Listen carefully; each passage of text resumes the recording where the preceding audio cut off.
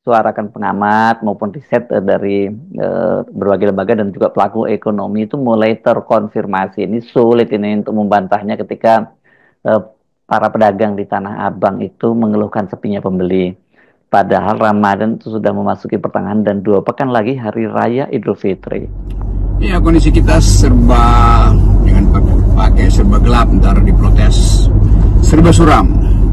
Dan ini adalah lebaran yang justru sempit karena ukuran lebaran itu kesibukan di tempat-tempat yang secara tradisional didatangi untuk membeli oleh-oleh. Pasar Tanah Abang adalah ukuran yang sudah melegenda tuh. Jadi kalau ada berita bahwa Pasar Tanah Abang sepi, itu memang penanda bahwa dompet emak-emak itu tipis.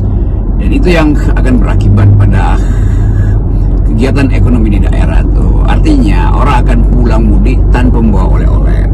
Tapi akan ada semacam ya ketidaknyamanan sebetulnya karena ada kewajiban kultural untuk mudik dengan sejumlah oleh-oleh.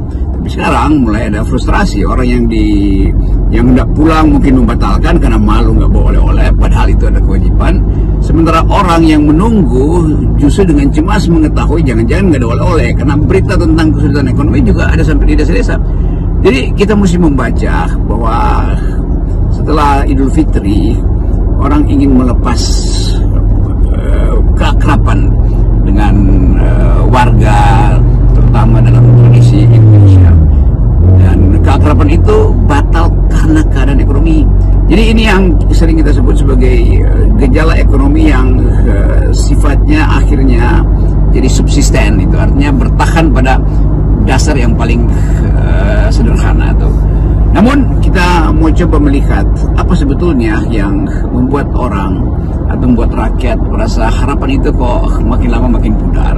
Tentu kita bisa baca banyak analisis yang mengutamakan statistik makro, tetapi Idul Fitri itu bukan soal statistik makro, tetapi statistik batin.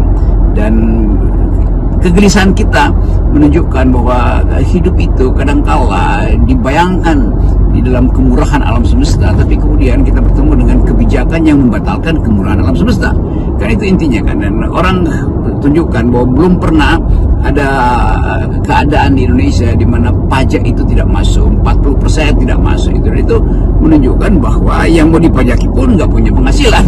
Jadi berputar-putar di situ. Impactnya tadi pada semangat silaturahmi yang memungkinkan kita memperbaiki rasa keadilan, tapi juga akan terganggu karena kelengkapan, sebut aja kelengkapan mudik itu yang ditenteng itu nggak ada.